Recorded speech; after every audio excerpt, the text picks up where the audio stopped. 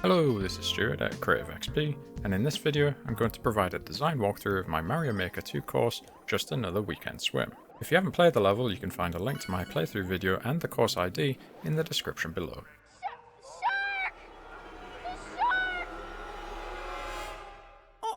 So you may have already picked up on the fact that this level was heavily inspired by one of my favourite films, Jaws. I think the idea came to me while playing with some bonsai bills with their unmistakable appearance reminiscent of a shark that can present a terrifying and imposing threat when they appear from off-screen in a level. But how could I make a level themed around the shark inspirations of Jaws and the bonsai bill enemy type? One option would be to place Mario on the Orca and create a level based on the film's tense hunt for the shark in open water. You're gonna need a bigger boat. Good point. The boat in the level would have to be enormous and wouldn't really convey the intended theme of the claustrophobic survival present in the film. Not only that, but it wouldn't provide much opportunity to reveal the shark in the form of the bonsai bill. Setting the level underwater seemed like a better solution, and would give me an opportunity to create a story that could be more accurately conveyed with the available ingredients and gameplay mechanics in Mario Maker. Drawing inspiration from the film's underwater sequences and the unseen threat of the bonsai bill, I knew that I wanted to create a level with themes of surprise, suspense, and frantic escape.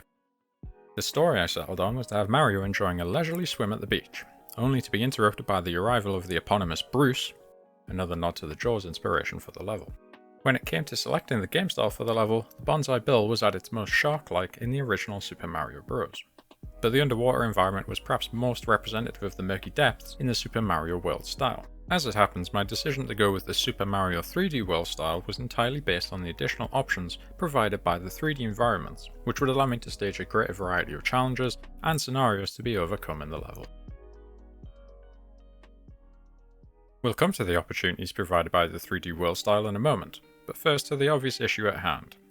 Underwater levels are often hated by players. Your controls are usually altered to account for the physics of moving underwater, and this can often feel like you aren't fully in control of your character. Then there is the usual added challenge of managing a depleting oxygen meter. So with the combination of intense time pressure and literal floaty controls, it's no wonder the mere mention of a water level is enough to have some players reaching for the power switch. Thankfully, Nintendo are aware of these frustrations, and at least in Super Mario Maker, the player is free to swim underwater without worrying about their oxygen running out. Their controls are also reasonably precise, with only a slightly modified gravity and momentum that remains predictable to manage. Even so, it was worth keeping in mind for my level that precision input control and movement should be avoided in this setting to avoid frustrating the player. Given that I want to create sequences of surprise, suspense, and a potentially frantic escape, I would also need to carefully consider how this would be achieved with a certain degree of leeway to ensure that the player still felt control during these moments.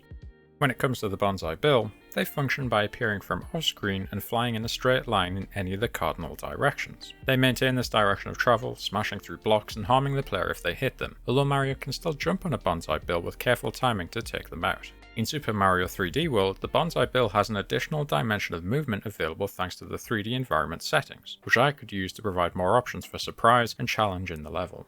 Since the bonsai bill's movement is triggered based on the visible screen space, I would need to consider the construction of the level carefully to account for this. I would need to create a journey through the level that avoids accidentally triggering a bonsai bill in another area of the level, which could affect the pacing or challenge of the experience. I would also need to ensure that there is only ever one bonsai bill on screen at a time, since I want these to represent the single angry shark that is constantly pursuing the player through the level, and not a collection of separate bonsai bills. All of this means I will have to create quite restrictive routes through the level to control the player movement and the triggering of each bonsai bill shark reveal. Since the maximum level size in Mario Maker is 10 screens in length and 2 screens tall in the horizontal mode, that doesn't leave a lot of room for intricate level layouts for this gameplay. The vertical level orientation is slightly bigger, being 2 screens in length and 12 screens tall, providing an additional 4 screens of level to play with. However, I wanted to avoid a vertical level layout in this underwater setting, as it could be too easy to exploit the modified gravity to negotiate the level safely, not to mention that the player can stop a bonsai bill in their tracks if Mario descends on them from above, which would negate a lot of the suspense I wanted to create in this level. With all of those considerations in mind, let's take a look at the construction of the first area of the level.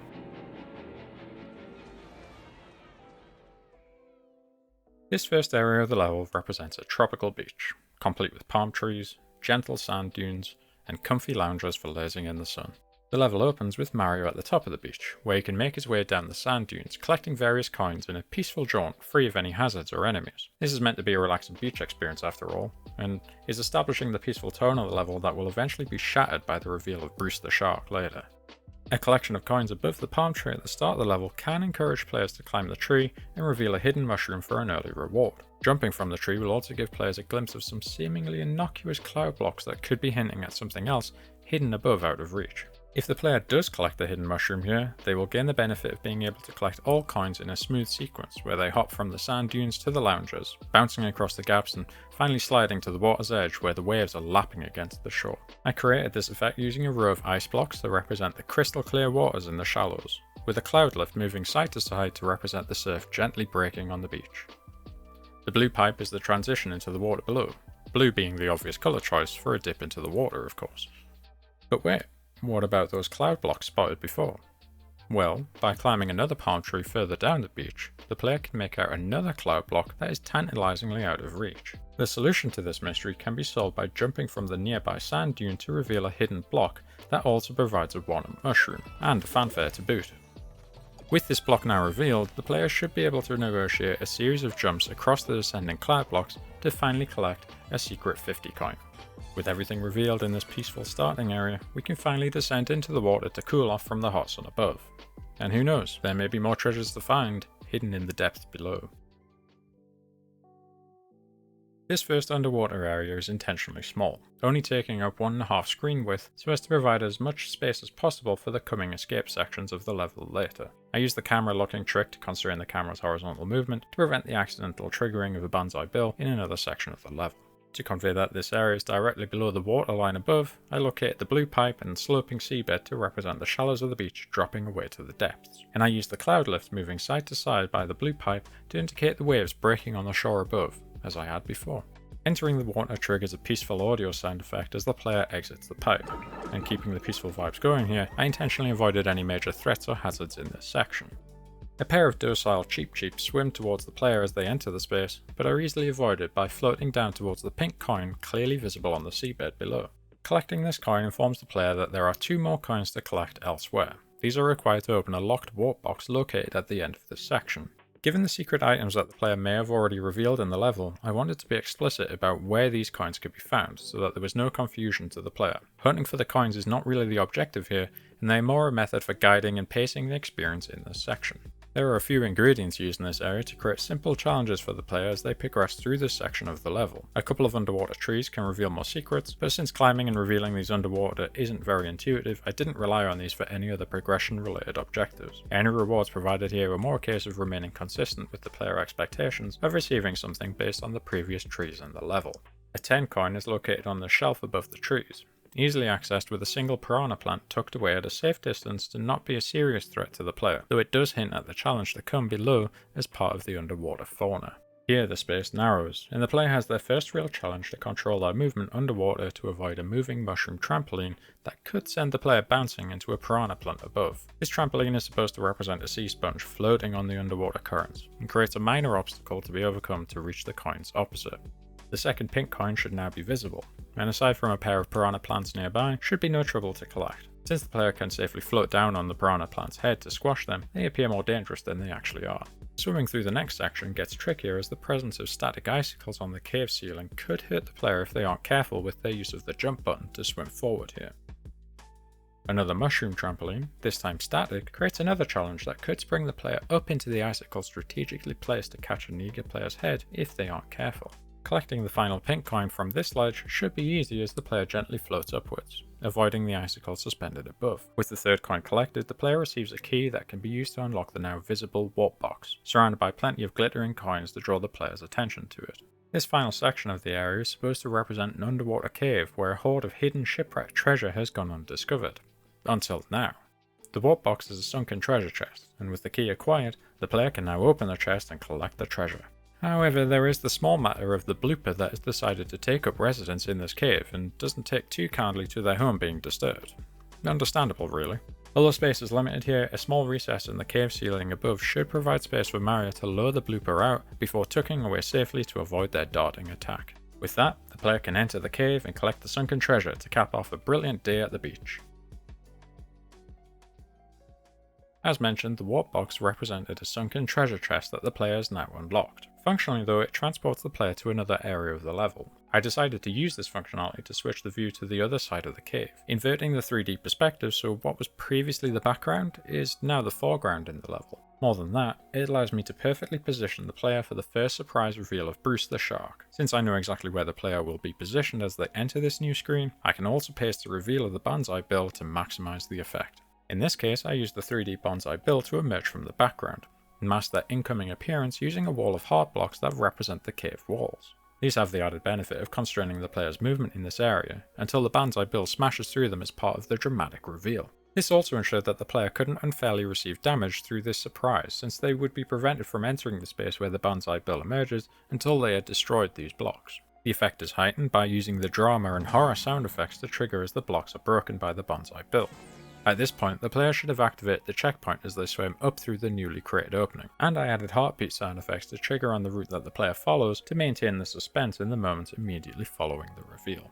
Continuing upwards, the player can follow the only available route to the right, watching out for the icicles above as they hurriedly swim away from Bruce below. However, as the cave narrows again, it is revealed that Bruce is trying to cut the player's escape off and is bearing down on them. The player can quickly swim forward, taking care to avoid the icicles above, and duck into the recess below as Bruce breaks through more of the cave walls. Another static mushroom trampoline here could bounce the player into the path of Bruce as he sails overhead if they aren't careful. This is a more challenging version of a similar hazard introduced in the first underwater section of the level, so players are hopefully aware enough to avoid the trampoline here based on that past experience. Passing this attack, the player has a small respite as they could float down this tunnel, catching a glimpse of Bruce as he now searches for the player on the other side of the tunnel. Eager players can swim out of this next tunnel before Bruce descends on them and once again find a recess for safety. Otherwise, they can wait until he passes and make their way upwards in relative safety, avoiding the piranha plant on the left. Reaching the top, the player can collect a mushroom from this question block. This can also pull the player to the left where they can better avoid the fishbone that is guarding the exit from this area. By luring the fishbone to attack, the player should be able to swim around it and make their way through the narrow gap created by the icicle. As this cave opens up, the player can be tempted to collect the coins in front of them. However, these have been positioned here intentionally to lure the player out into the path of Bruce, who is now emerging from below. At the point where the player realises that Bruce is coming for them again, the way back into the safety of the previous cave is closing off, meaning that the only option is to swim upwards towards the piranha plant and try to tuck in while Bruce swims by. Once past, the player can descend into the depths as the cave opens up again.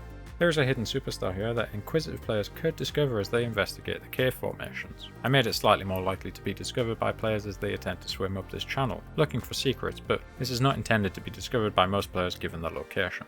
Bypassing another fishbones, the player is once again greeted by an impassable cave wall. Not to worry though, Bruce is back again, and although this repeated type of reveal lacks the surprise of before, it does provide a nice contextual pacing of the encounters. Reaching the area above, there is an easily accessible 30 coin to the left, and the tree holds another 1-up mushroom for those players still diligently searching each tree in the level. The main draw in this space should be the blue exit pipe on the right though, as indicated by the moving cloud lifts to hint at the waves breaking on the shore above. Emerging on the sandy shores, the player is able to activate another checkpoint, but it looks like safety is not guaranteed yet as they've only made it to a desert island. Other than collecting a few coins, the only other option is for the player to descend back into the depths and hope that they can continue to evade Bruce the Shark. Dropping back into the water, the player finds themselves in a tunnel that's descending into the depths below. Another trampoline hazard reveals itself as the player descends, and bypassing it the player emerges into open water. Now there is nowhere to hide from Bruce. For this final part of the level, I wanted to have the players swimming through open water and give them more choice about how to navigate the space and avoid any fishy hazards. However, I would still need to provide some decision points for the player to inform their navigation, and I could also use these to stage additional encounters in this area. The fishbones swimming along the bottom of the area provide an obstacle that can encourage the player to swim upwards as they avoid their attacks. This would intentionally push the players towards the coins above, and also put them into the path of the first Bruce attack as he descends from above. Another benefit of these fishbones is that they can encourage the player to avoid swimming downwards, where they can accidentally kill themselves if they exit the playable space. This effect is partly communicated through the background of the level theme, which now drops off into the dark depths. I also added some doom sound effects in these areas that heighten the feelings of dread and terror of swimming through the dark depths here in an attempt to dissuade the player from swimming too low. A small floating island in the centre of the space provides a clear decision point where the player can take the dangerous route through the depths, or swim up and over where a few Cheep Cheeps frolic in the clearer water near the surface. This island also holds a secret underwater cave, filled with yet more treasure for players that can be tempted to continue collecting coins. This final area also has a number of floating crates that are meant to be linked to the various shipwrecks visible in the background, that provide some additional navigation challenge for the player to swim around. I used a few semi-solid platforms here to represent shark cages, as another reference to scenes from the movie. Having entered the open water in this area, it may be easy to think that Bruce's attacks in a single direction would now be easier for the player to avoid. However, the last encounter provides one final surprise, as this time Bruce is a cat banzai bill, which locks onto the player and follows them as part of its attack. Regardless of which direction the player approaches from, they will need to react quickly to swim up or down to avoid this final attack before they can reach the blue exit pipe above. Exiting the pipe, the player emerges on the safety of the beach and is greeted with a bonus chime celebration as they can see the level's end flag. Climbing the nearby palm tree will help the player jump onto the top of the flag if they want to maximise their score.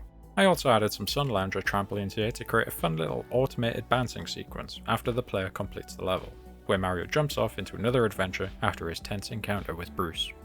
Now, let's take a look at some of the potential changes that could help improve this level. I set out to create a level inspired by the movie Jaws, which I think I was somewhat successful in doing using the gameplay functionality provided by the bonsai bills in Super Mario Maker 2. I'm not sure how obvious the reference would be to players that randomly encounter the level in some game modes, but I hope the not so subtle acronym in the title gives enough of a clue to this level's inspiration. I think my decision to constrain the player's movement in much of the level to put them on a frequent collision course with the bonsai bill was the best approach for this theme. It created a reasonable pace of encounters and seemed the best way to present appropriate challenges to the player as part of the level theme. There are some things that could be improved with the level, starting with the blue pipes that create the transitions to the underwater sections. Ideally, these could be placed flush with the sand to complete the intended water look that I set up with the ice and cloud platforms. As it happens, having the pipe extruded like this probably helped mitigate another problem, where the player could choose to run straight past it and fall off the slippery edge to the death. I really didn't want to have players fall into this unintentional trap, so I added a very obvious red arrow indicating the way to go. Sometimes it's worth skipping the subtle option to inform your players where you intend them to go, and you just have to slap a big arrow showing them the way. Of course, another option would be to just remove the ice blocks and cloud platform that I was using to create the waves here, and the player would be in no doubt that the only valid path here was down the pipe. I think I definitely chose aesthetics over gameplay on this occasion. Another possible improvement in this starting area is the secret, which could be frustrating for some players that never discovered the hidden block that can help them to reach the cloud platforms. I did test this with players, and while a few players discovered the hidden block naturally through the jumps I envisaged, many of them did not. In all honesty, of the playtesting that I did, most players didn't seem to care or notice the secret above them, and spent very little time attempting to reach the clouds above. I guess in this regard the secret is effective, but I could have possibly provided a few more clues that would encourage more players to explore upwards here as I intended. Finally, an issue that I was aware of at the time as I was building the level, and it may be one that you spotted yourself if you were paying attention earlier in the design constraints. Bonus points to you if you spotted this. In this section where Bruce swims up from the bottom of the screen, there is effectively no threat to the player. Since the player is above the bonsai bill as it approaches, any contact that is made is registered as Mario successfully bopping the enemy from above.